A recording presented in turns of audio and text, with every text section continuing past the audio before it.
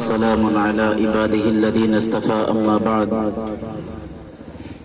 فأعوذ بالله من الشيطان الرجيم بسم الله الرحمن الرحيم ولتكن أمتي يدعون إلى الخير ويأمرون بالمعروف أو كما قال عليه الصلاة والسلام لا تقم فيه أبدا لمسجد أسس على التقوى من أول يوم أحق أن تقوم فيه رجال يحبون أن يتطهروا والله يحب المطهرين. اللہ رب العزت کا بے انتہا کرم، اس کا فضل، اس کا احسان ہے کہ اللہ تعالیٰ نے ہم سب کو آج ایسی بابرکت مقدس مکرم مجلس کے اندر بیٹھنے کی توفیق نصیب فرمائی.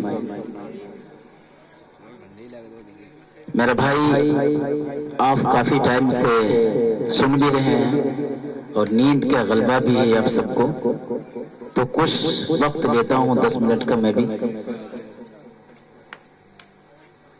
رب کے محبوب کے جو چاہنے والے ہوں گے، یہ میرے شاعر اسلام صاحب اشم اللہ بھائی کی طرف سے ہے. رب کے محبوب کے جو چاہنے والے ہوں گے، قبر میں ان کے اجالے ہی اجالے ہوں گے. رب کے محبوب کے جو چاہنے والے ہوں گے، قبر میں ان کے اجالے ہی اجالے ہوں گے. اور جن کو حاصل ہے شرف، اور جن کو حاصل ہے شہیدی کا شرف، اور جن کو حاصل ہے شہیدی کا شرف. آگے پڑھوں. یہ میرا بھائی اتنا زبردست شاعر ہے کہ سب کے اوپر بیٹھتا ہے پر اس پر عمل کوئی نہیں کرے گا، ہے نا؟ عمل کوئی نہیں کرتا ہے. تو سب سے پہلے ایک بات اور کہوں گا کہ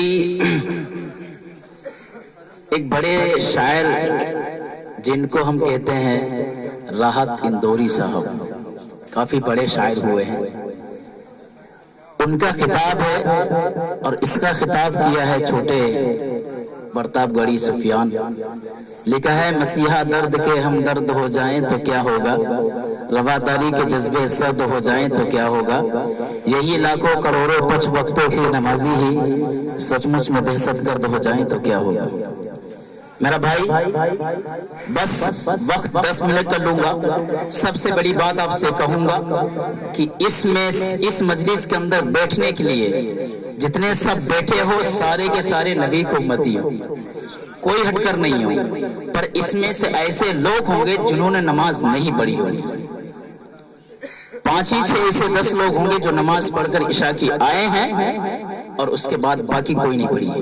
میرا بھائی، میں ایک نبی کے غلام ہونے کے نتیجے سے ایک بات کہتا ہوں کہ سب کہتے ہیں کہ ہم اپنے حضور پاک علیہ الصلوۃ والسلام کو مانتے ہیں، پر کوئی نہیں مانتا. کہتے ہیں مانتے ہیں پر ان کی سنتوں کو نہیں مانتے، ان کی بات پر عمل نہیں کرتے. میرا بھائی، آج کا دور کہتا ہوں، آج کا جو دور حالات ہے اس کے اوپر کچھ خصوصیتیں بات کروں گا. پہلی بات، ہماری بچیاں اسکولوں کے اندر کالجوں کے اندر جاتی ہیں، ان کا ماحول، ان کا کرتب کیسا ہے وہ سب کو معلوم ہے. آج کے دور کے اندر، اس وقت کے اندر ہماری مسلم نوجوان لڑکیوں کو ایمان سے بے گھر کیا جا رہا ہے. کس وجہ سے؟ کہ تمہارے گھروں کے اندر ایمان نہیں ہے. ہمارے گھروں کے اندر ایمان نہیں ہے. کس وجہ سے؟ باپ اپنی بچی کو دیکھتا ہے بغیر دوپٹے سے روڈوں پہ چل رہی ہے، باپ اپنی بچی کو دیکھتا ہے کہ بغیر دوپٹے سے گھروں کے اندر گھومتی ہے، تو یہ باپ کا حق بنتا ہے کہ اپنی بیٹی کو ڈانٹ کر اسے کہ سر سے پٹا ہو. ابھی پہلا شاعر پڑھیے نا کہ وہ حضرت فاطمہ تھی نا کہ جن کے سر کے اوپر سے کبھی دوپٹہ نہیں ہٹا. کبھی بھی ہم کہتے ہیں کہ نبی کے غلام ہیں، ہم کہتے ہیں کہ نبی کے عاشق ہیں. کیسے عاشقی ہے؟ اپنے گھروں کے اندر کی سنتوں کے جنازہ نکالے جا رہے ہیں. عاشقی اسی کو کہتے ہیں. دسترخوان بچھانے کے بجائے بغیر دسترخوان سے کھانا ادھر کھا رہا ہے ایک ادھر کھا رہا، یہ عاشقی ہے؟ نہیں ہے نا میرا بھائی، یہ عاشقی نہیں ہے۔ عاشقی اس کو کہتے ہیں جو ایک جگہ پہ بیٹھ کر سارے لوگ دسترخوان کھانا کھائیں، یہ عاشقی ہے۔ کیوں؟ اللہ کے نبی صلی اللہ علیہ وسلم کی ایک سنت کو ادا کرنا اس دور کے اندر 100 شہیدوں کے برابر ثواب ہے۔ بڑوں سے سنا 100 شہیدوں کے برابر ثواب، ایک سنت کو ادا کرنا۔ اب بتائیں دعویٰ کرتے امتی ہونے کا، میرا بھائی امتی سب ہیں، سارے لوگ ہیں۔ اللہ نے اس امت کے اندر جتنے لوگوں کو پیدا کیا وہ سب نبی کی امتی ہیں، سارے کے سارے امتی ہیں۔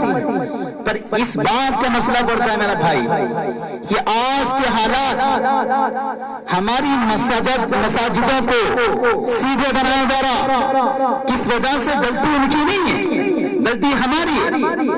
اس وجہ سے مکاتبوں کو ہمارے نشانہ بنایا جاتا، خانقاہوں کو ہمارا نشانہ بنایا جاتا۔ غلطی ان کی نہیں ہے، غلطی ہماری ہے، غلطی ہماری ہے۔ کیوں؟ اپنی مسجدوں کو چھوڑ دیا، ویران پڑی ہے۔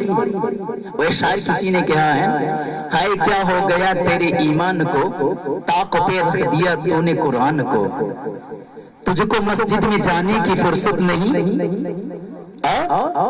تجھ کو مسجد میں جانے کی فرصت نہیں، اللہ سے دل لگانے کی تجھ کو فرصت نہیں۔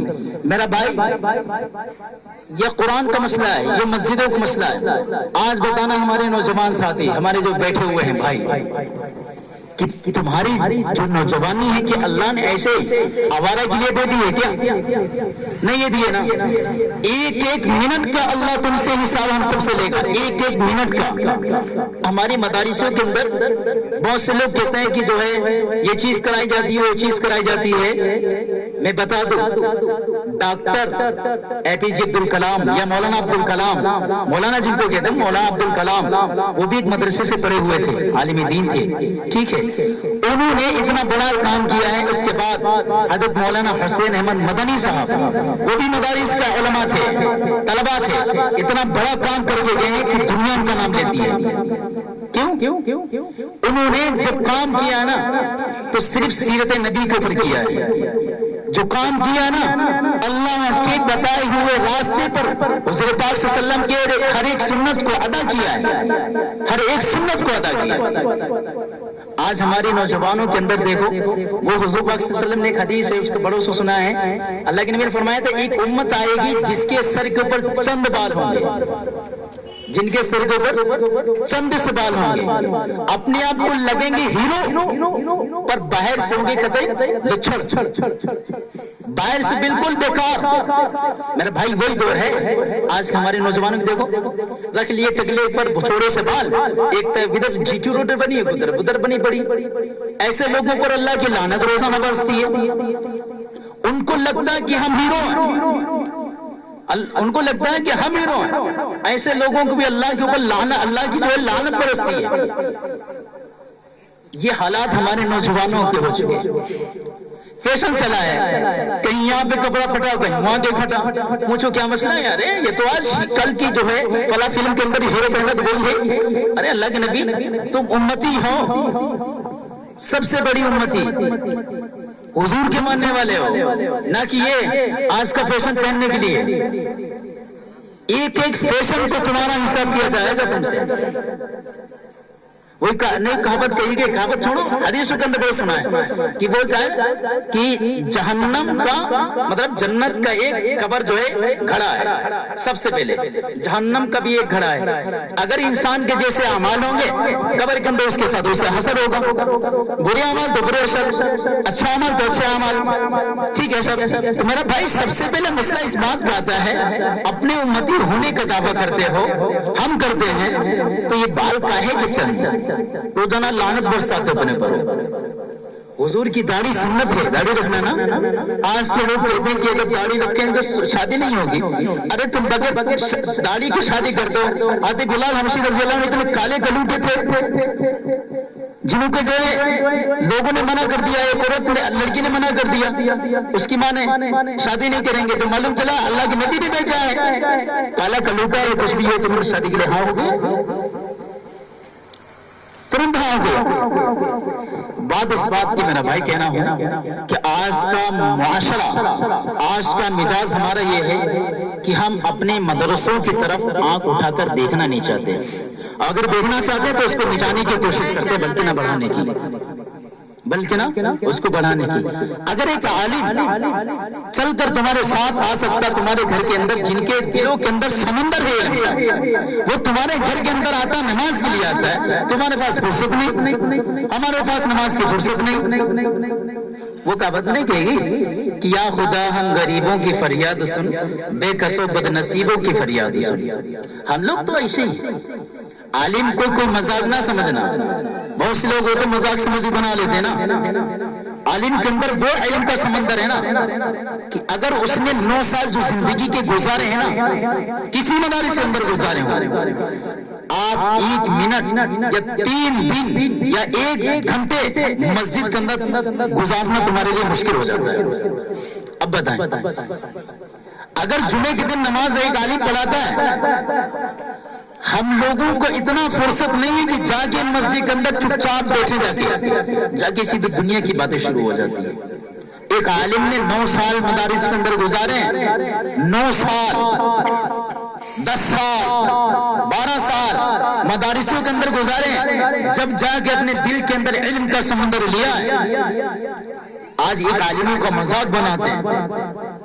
عالم کوئی کسی کا نوکر نہیں ہوتا، یاد رکھیے گا، عالم صرف علماء کا، علماء ایک انبیاء کا نوکر ہے جن کا لقب دیا اللہ کے نبی نے، ان العلماء ورثۃ الانبیاء، نبیوں کے وارث ہمارے عالم ہیں، ان کو مذاق بنا کے رکھا ہم سب نے۔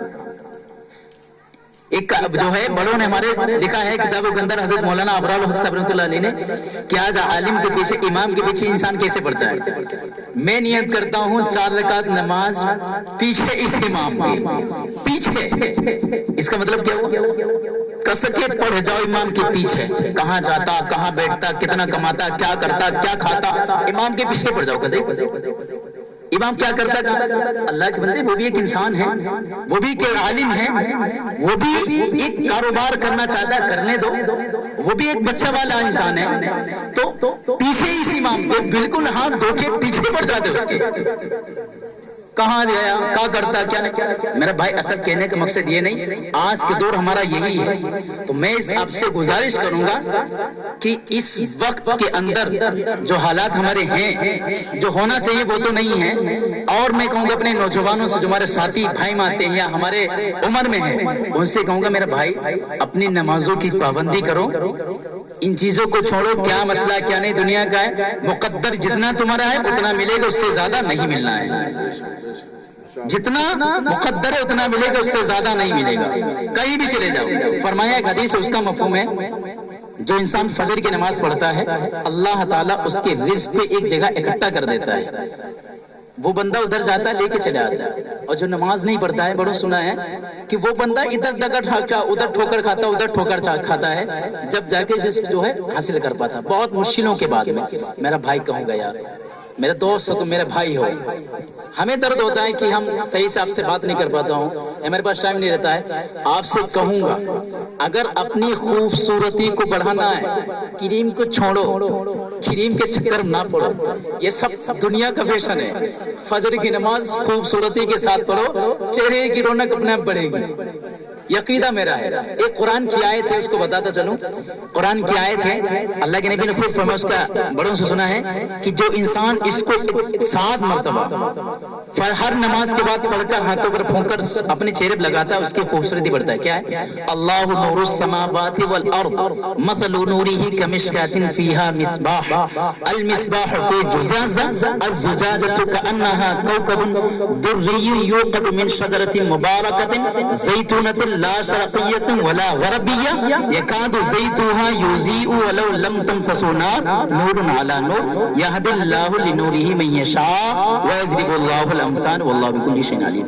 ایک آیت ہے، تھوڑی سی بڑی ہے، ایک آیت ہی ہے صرف، اس کو پڑھ کر جو انسان ہر نماز کے بعد پڑھ کر اپنے ہاتھوں پر پھونک کر چہرے پر لگاتا، اللہ تعالیٰ اس کی خوبصورتی کو بڑھاتا ہے، خوبصورتی چہرے کی۔ آج کل کے نوجوان تو کریم کو لگاتے ہیں، کہاں کی خوبصورتی تمہاری بڑھے گی؟ اور ایک بات، ایک حدیث بتاتا ہوں، اپنے جسم کی خوبصورتی بنانا اس کے لیے بھی ایک عمل ہے.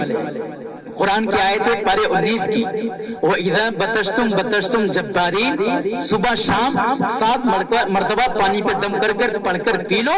انشاءاللہ میرا یقیدہ ہے، میرا یقیدہ بھروسہ اللہ کی ذات پہ، انشاءاللہ جسم کی پاکیزی ہوگی اور دوسری بات سفید ہو گورا ہوگا. اللہ تعالیٰ عمل کی توفیق نصیب فرمائے. پہلی بات بتائیں، ہمارے نوجوان جتنے ساتھی ہیں، میں تو بزرگ سے کہوں نا کہ اگر ان سے کہوں گا ہو سکتا ہے ان کی شان میں گستاخی ہو جائے کہ مجھ سے کہہ رہے حافظ جی نماز پڑھنے کے لیے، ٹھیک ہے؟ تو میں اپنے نوجوانوں سے کہوں گا آپ آج سے عقیدہ کرو. اس مجلس کے اندر ہمارے ایک علماء بیٹھے ہوئے ہیں جن کی کوئی مثال نہیں، آپ ان کی قدر نہیں جانتے ہو، میں جانتا ہوں ان کی قدر کیا ہے. ایک عالم ہی ایک عالم کی قدر جانتا ہے.